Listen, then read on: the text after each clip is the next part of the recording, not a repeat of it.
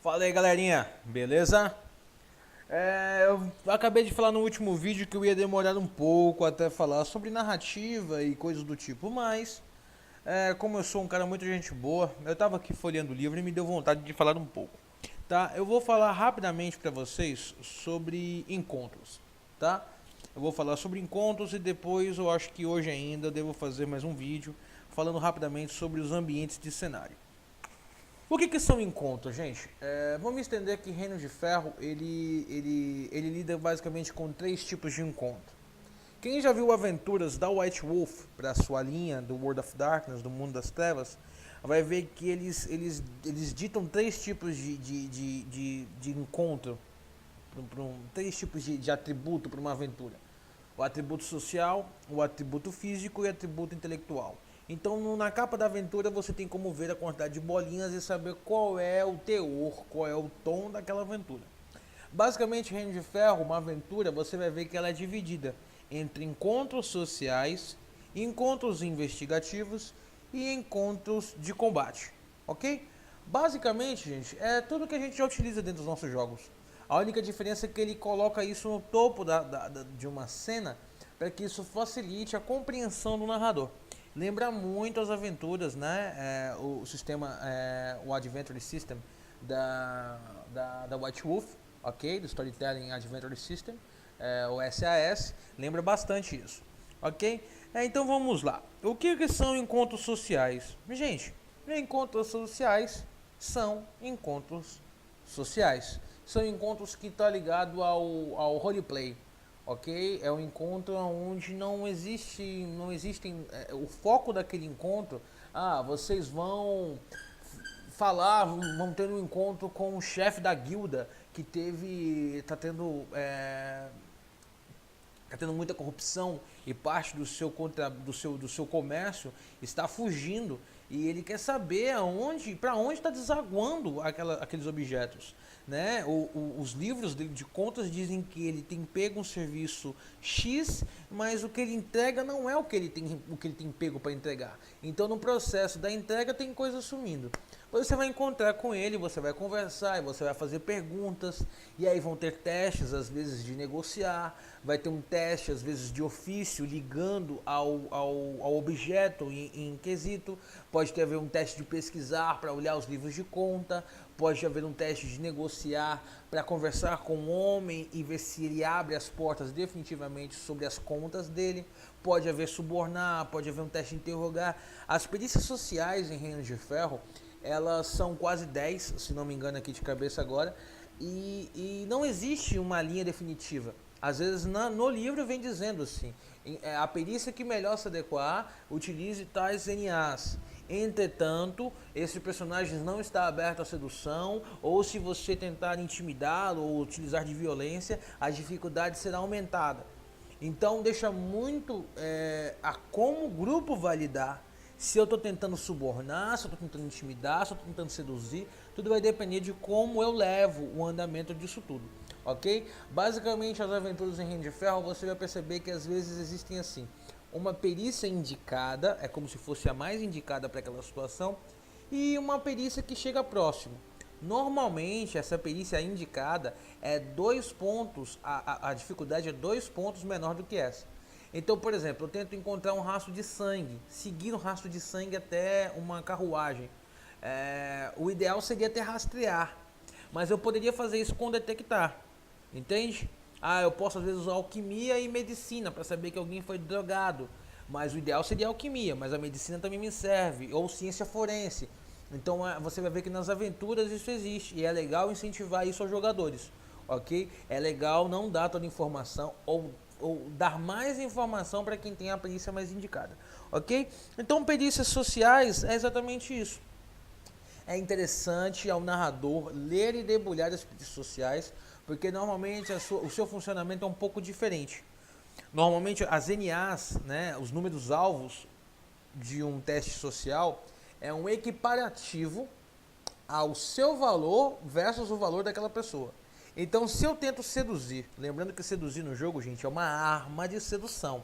Não é a sedução natural, é uma conversa, um flerte natural. Mas não, a intenção de seduzir alguém para que abra portas intencionalmente.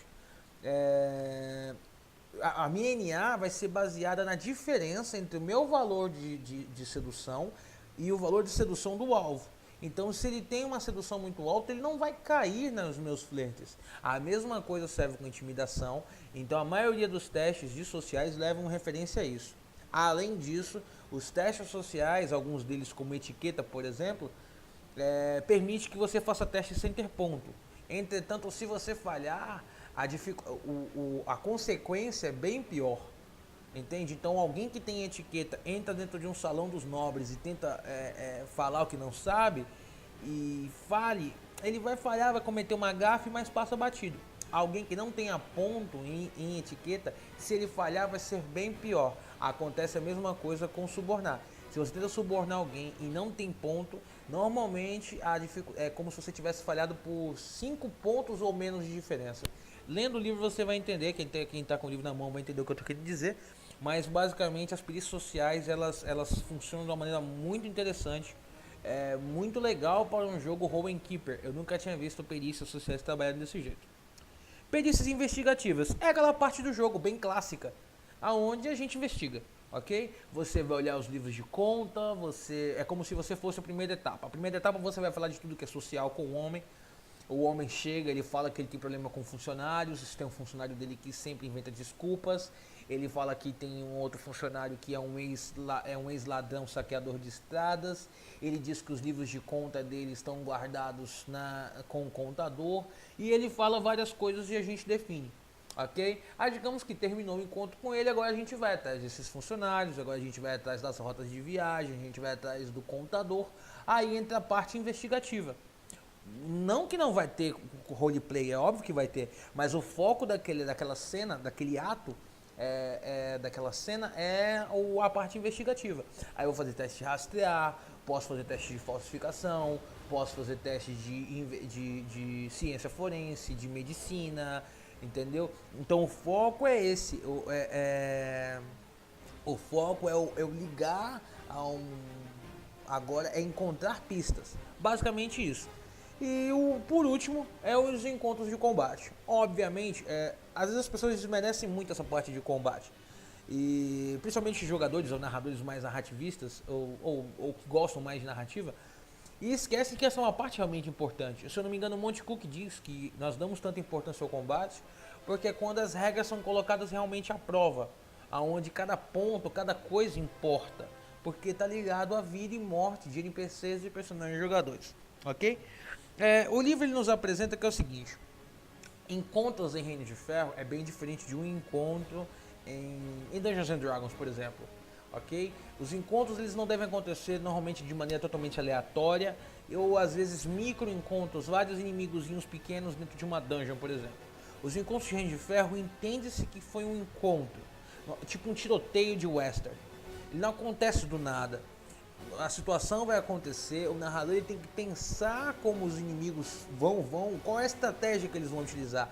Eles vão colocar inimigos na linha de frente atirando, com um fogo de supressão, enquanto eles vão dar a volta para tentar flanquear os personagens jogadores, ok? Enquanto isso, os personagens vão subir nas casas e nos salões para tentar ter uma visão melhor, certo? Então você tem que entender e colocar isso. Por quê? Personagens jogadores eles são fortes, certo? Eles são personagens versáteis, eles dão bastante conta de tomar conta do seu próprio rabo. Então, fazendo um micro encontro onde ele abre uma porta e tem um soldadinho de esqueleto, melhor deixar isso para critério da narrativa, porque aquilo ali não vai ter impacto, não vai ter perigo real para eles, entendeu? Então, a principal diferença de se narrar Reino de Ferro é que até a forma como eles utilizam Dungeon Crawl é bem diferente. Certo? Por exemplo, a Immortality, a aventura que aconteceu recentemente, tem um ato deles que é uma limpeza de uma torre. Você vai ver que a forma funciona bem diferente, funciona como uma torre mesmo, e não como uma dungeon. Você vai entrando nos cômodos, as coisas vão acontecendo. Não que você não tenha como narrar assim Dungeons and Dragons, esquece isso. mas não funciona como aquele jeito padrãozinho, onde existem várias dungeons, uma atrás da outra, e a gente vai às vezes em fila indiana, abrindo portas e limpando uma dungeon, ok? O sistema do jogo, ele em vez de utilizar nível de encontro, ele utiliza pontos de encontro. É mais ou menos assim. Eu olho o XP dos jogadores e vejo quantos jogadores eu tenho na mesa. Então vamos dizer que eu tenho 4 jogadores e eles estão com de 11 a 20 pontos de experiência. Então eu posso utilizar em um encontro 32 pontos de encontro. Eu posso utilizar 50%, até 50% menos é muito fácil e até 50% mais é bem difícil. Mas vamos dizer que eu tenho 32. Então eu vou pegar um inimigo que tenha 10, eu vou pegar um inimigo que tenha 5, vou pegar um inimigo que tenha 2, vou pegar um inimigo que tenha 3 e vou formar 32 pontos de encontro. Ah, Rafão, então é fácil assim? É simples assim? Às vezes não. Encontros em Reino de Ferro não quer dizer que porque os pontos estão corretos é certeza de sucesso ou certeza de fracasso. Diferente de alguns jogos padrões, o combate de Reino de Ferro tem muitas vertentes de se combater um inimigo. E às vezes uma habilidade específica de um inimigo é o seu fracasso por completo. Ou uma situação, por exemplo, o inimigo é fraco, o encontro é fraco, mas digamos que por uma zica desse mundo, eu falho na iniciativa. Esse mesmo inimigo tem uma habilidade que funciona especificamente se ele age primeiro do que eu. Era muito difícil acontecer, mas aconteceu hoje. E a habilidade é realmente forte, como por exemplo a habilidade emboscada do salteador de estradas. Eu tô ferrado, ok? Então vamos dizer que o inimigo ele é muito furtivo. Ele tem uma habilidade específica que funciona quando está à noite. E por acaso do jogo resolvo entrar à noite. O inimigo tem uma habilidade específica quando ele dá investida. E por um acaso eu decido que eu não vou me mover nesse turno, eu vou ficar longe, eu vou esperar o inimigo me bater para bater depois dele. E eu tomo uma investida cabulosa do inimigo. Então os encontros em de ferro eles não são assim quadradinhos, redondinhos e se encaixam. Às vezes aquilo que o jogador tinha que ia ser forte pode ser muito fraco ou o contrário também. Beleza? Aí a gente tem, basicamente, são métodos de criar NPCs. Os NPCs, eles são personagens importantes, como a gente sabe, mas eles são diferenciados. Basicamente, a gente tem três tipos de NPCs. A gente tem um NPC abrangente, que ele é um NPC que ele é feito com as mesmas regras que um personagem jogador. Ele tem 2 carreiras, ele tem uma ficha igual ao do personagem jogador. Existe o personagem de carreira única. Ele é uma carreira só. Você não especifica ele demais. Você pega uma carreira só e constrói um personagem. Digamos que ele é tipo o chefe dos minions. Ok? Ele não é o boss, não. E existem os NPCs de batalha, que são NPCs feitos especificamente para o combate. Esses NPCs, eles não têm carreira, eles têm os valores de atributos mais altos e você escolhe algumas habilidades livres para simular o combate com eles, ok? É muito legal, funciona muito bem e isso facilita muito a vida do narrador, porque ele não tem que estar construindo fichas para fazer NPCs. Ele utiliza um método bem mais simples para fazer NPCs mais combativos, ok? Então, gente, uma coisa que é importante de falar sobre encontros de combate são mapas, ok? Reino de Ferro nos apresenta alguns mapas. Você imprime, cola e às vezes você vai ter mapas de 3x3 folhas, 4x4 folhas, 2x2. É bem legal, é legal ver a inserção do cenário.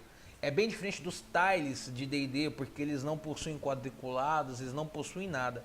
Ele tenta manter uma métrica do local real, como de um casarão, e ponto final, porque Reino de Ferro não usa grid, não usa quadrado, você vai se mover livremente, mantendo apenas, o narrador vai estar apenas controlando a coisa pela trena, ok?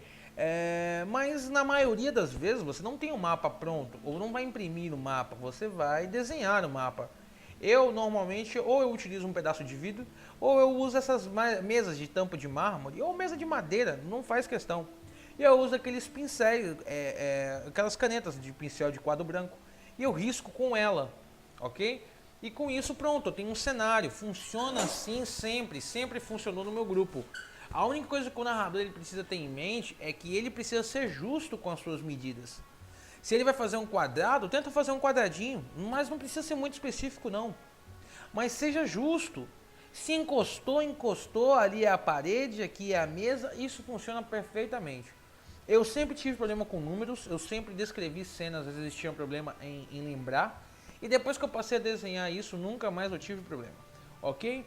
Narrar Reino de Ferro não é uma tarefa difícil, é bem simples de comandar. A dificuldade que você vai ter no começo do jogo é a mesma que você vai ter no final, no nível épico.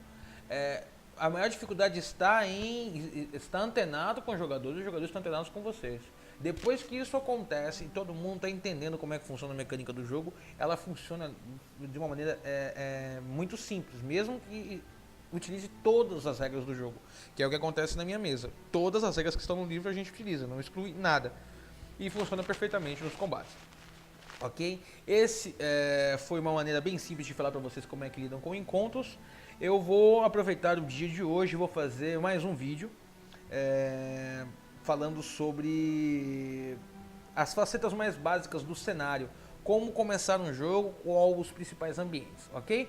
Então eu espero ter ajudado. Qualquer dúvida, como já sabem, entre em contato com a gente, procure o grupo do Reduto no Facebook, nos curta no Twitter, curta nossa página, nos acompanhe no Instagram, que a gente vai estar sempre conversando com vocês. Eu sou o Rafão Araújo, espero ter ajudado mais uma vez, e vida longa ao Reduto e aos seus bucaneiros. Valeu, galera, abraço!